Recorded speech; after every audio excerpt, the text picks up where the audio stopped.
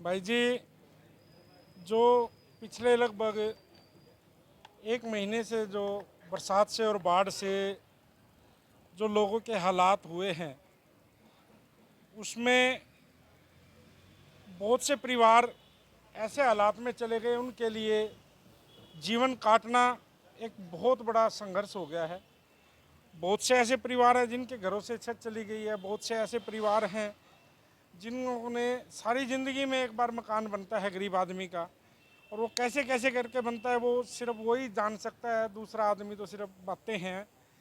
तो उन घरों के लिए हमने घोषणा की थी कि भाई जिन भाइयों की छत कच्ची थी और अगर वो किसी कारण से गिर गई है तो उनके लिए हम जो भी हमारे से होगी उसकी मरम्मत करा के, उसको ठीक करा के, जो भी आशियाना परमपिता परमात्मा हमारे जुम्मे लगाएगा हम करेंगे। लेकिन उसके साथ साथ जो बाढ़ के पानी से अब मच्छर और वो बहुत ज़्यादा बीमारियां जो फैलने का डर है, बहुत से संस्थाएं काम भी कर रही हैं, लेकिन ये जो एरिया है, ये देवीगढ़ रोड है, जो पटियाले का जिस एरिया में बाढ़ आई थी, इस सड़क के ऊपर लगभग 100 गांव लगते हैं। तो हमने बहुत कुछ सोच समझ के डिसीजन लिया भाई क्यों ना कुछ ऐसा किया जाए, क्यों ये बाढ़ तो आके चली गई लेकिन वो बहुत कुछ लेगी और उसकी पूर्ति या उसका घाटे का नहीं कोई भी भरपाई कर सकते, ना कोई कैलकुलेशन ऐसी है जिससे हम भरपाई कर पाएंगे। लेकिन हम जो कर सकते हैं, हमने सब ने मिलजुल के उन बाढ़ पीड़ितों के लिए, विशेषकर जो मतलब इस बाढ़ के पानी के से शिकार हुए हैं या और भी कोई भाई है जो ज़रूरतमंद है, एक निःशुल्क अस्पताल, ये माता गुजरी देवी जी हॉस्पिटल था देवीगढ़ रोड पे, इन भाई साहब का ये खड़े हैं साथ में ही, तो इनसे बातचीत की तो ये कहे जी हमारा सौभाग्य, और मेरे को बड़ा मतलब गर्व महसूस हुआ कि चलो परमात्मा,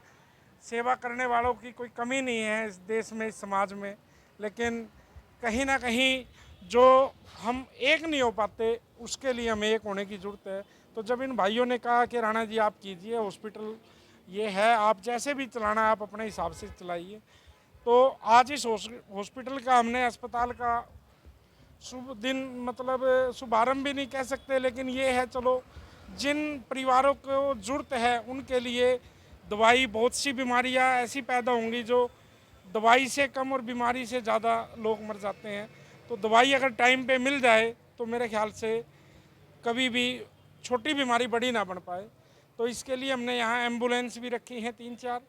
और जितनी भी हमारे से होगी, ये लगभग 100 गांव लगते हैं, उसमें जो भी हमारे से सुविधाएं होंगी यहाँ, ये पहला हॉस्पिटल होगा इस एरिया का जो कैशलेस होगा, जिसमें गल्ला का काउंटर ही नहीं होगा, कोई एक नए पैसे की कोई पर्ची नहीं होगी। सभी भाइयों से अपील करूँगा जो इस एरिया के हैं या किसी भी एरिया के हैं,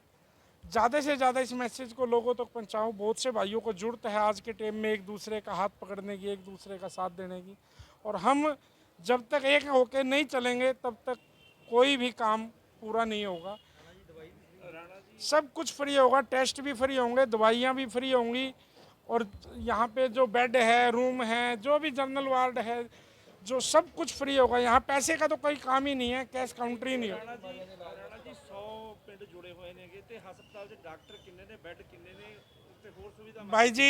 उसी के हिसाब से जैसी भी रिक्वायरमेंट रहेगी उसको व्यवस्था को बढ़ाया जाएगा, लेकिन यहाँ पे इस टाइम लगभग हमारे पास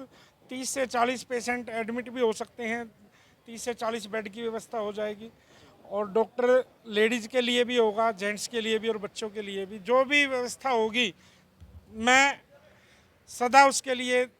तैयार हूँ, और आप भाइयों के सहयोग से ही सब कुछ संभव है। ਕਿਹੜੀ ਬਿਮਾਰੀਆਂ ਵਾਸਤੇ ਕਿਹੜੇ ਡਾਕਟਰ ਤੁਸੀਂ भाई जी ये एक बेसिक बीमारियां जो मतलब एक ओपीडी की बीमारियां होती हैं, क्यों बीमारियों की तो कोई लिमिट ही नहीं है। आजकल शरीर ऐसे हो चुके हैं, खान पान ऐसे हो चुके हैं,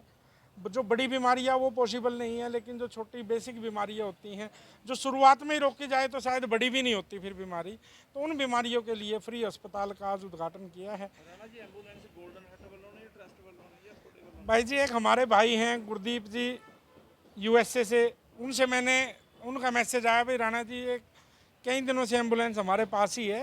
तो एक एम्बुलेंस उनसे आई है और 3 एम्बुलेंस हमने अपनी खुद की तैयार कराई है। ਜਿਹੜੀ ਸਰਵ ਧਰਮ ਸੇਵਾ ਫਾਊਂਡੇਸ਼ਨ ਬਣਾਈ ਗਈ ਹੈ ਕਿਸ ਵਾਸਤੇ ਕਿਹੜੇ ਬੰਦੇ ਨੇ ਮਿਲ ਕੇ ਬਣਾਈ ਹੈ? भाई जी इसमें सर्वधर्म सभी धर्म मिल गए हैं, और इसमें अब मेरे को मतलब ज़्यादा तो उसके बारे में नहीं बताना आता, लेकिन मेरी कोशिश है कि हे परमपिता परमात्मा, जिस लायक आपने बनाया है, देखो विचारों की लड़ाई है इस समाज में, धरती के ऊपर सिर्फ विचारों की लड़ाई है। कोई आदमी अपने लिए जीता है, कोई दूसरों के लिए जीता है, लेकिन अच्छे लोगों की कोई कमी नहीं है। हम सभी भाइयों से अपील करेंगे, एक दूसरे का हाथ पकड़ के हमारा साथ दीजिए। मेरी कोशिश है कि हर गांव से 8 से 10 भाई आके मिले हमें। ये बाढ़ की लड़ाई नहीं है, ये तो अगले साल फिर आ सकती है।